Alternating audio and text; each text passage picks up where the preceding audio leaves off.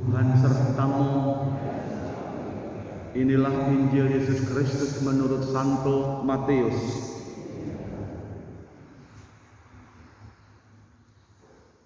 Dalam khotbah di bukit bersabdalah Yesus kepada para murid, hati-hatilah, jangan sampai melakukan kewajiban agamamu di depan orang banyak supaya dilihat. Karena jika demikian, kalian tidak memperoleh apa-apa dari Bapamu di sorga.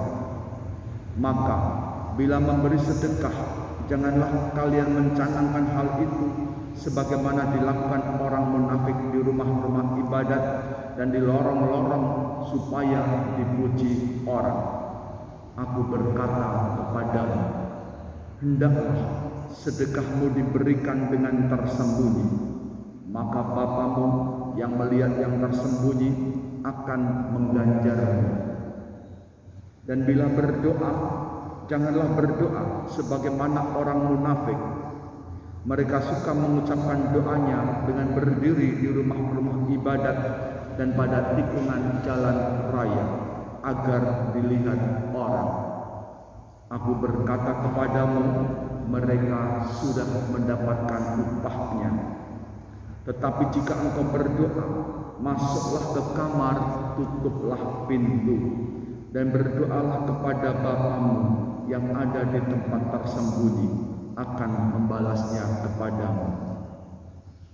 Dan bila berpuasa, janganlah muram mukamu sebagaimana orang munafik. Mereka mengubah air muka supaya orang melihat bahwa mereka sedang berpuasa. Aku berkata kepadamu, mereka sudah mendapatkan upahnya. Tetapi bila berpuasa, minyakilah kepalamu dan cucilah mukamu, agar jangan dilihat orang bahwa sedang berpuasa, tetapi dilihat oleh Bapamu yang ada di tempat tersembunyi. Maka Bapamu yang melihat yang tersembunyi akan mengganjarmu. Demikianlah Injil Tuhan.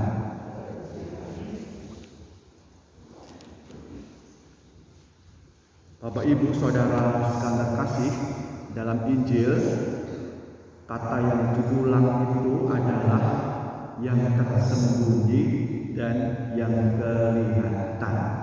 Dua itu sesuatu yang berlawanan.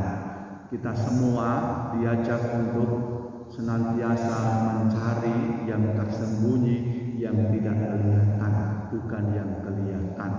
Itu artinya kita diajak untuk mencari rahmat berkat Allah, kerajaan Allah yang memang sering tersembunyi, tidak terlihat di mata kita.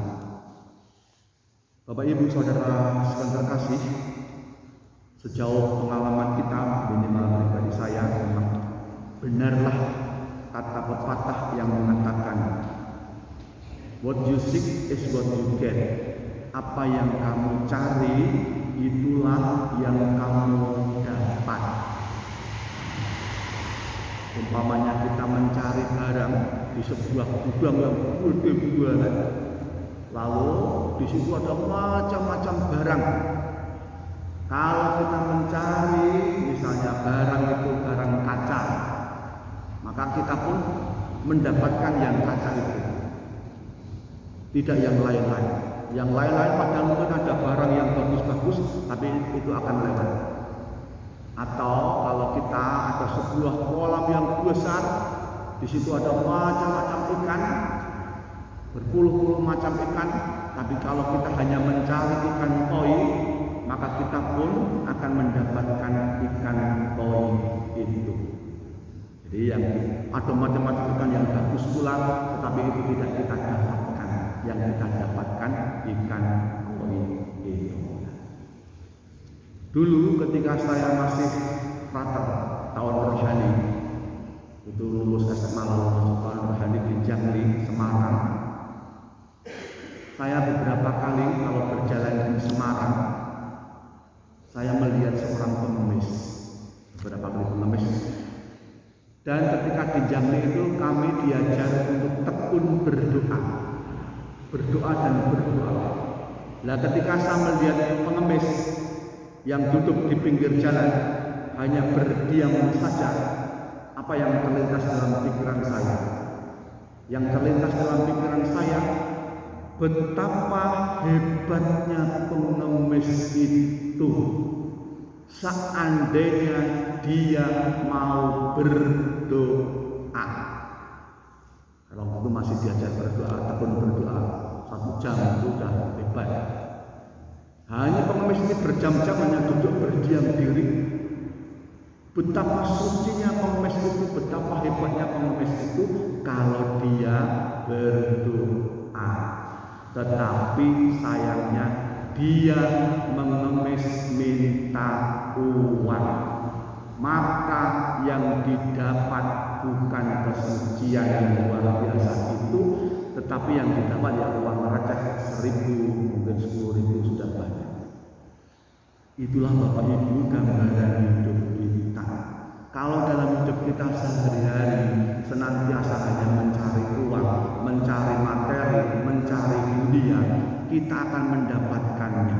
Padahal ada sesuatu yang sangat luar biasa, jauh lebih mulia, jauh lebih hebat, yaitu rahmat berkat Tuhan, keselamatan abadi, kerajaan Allah.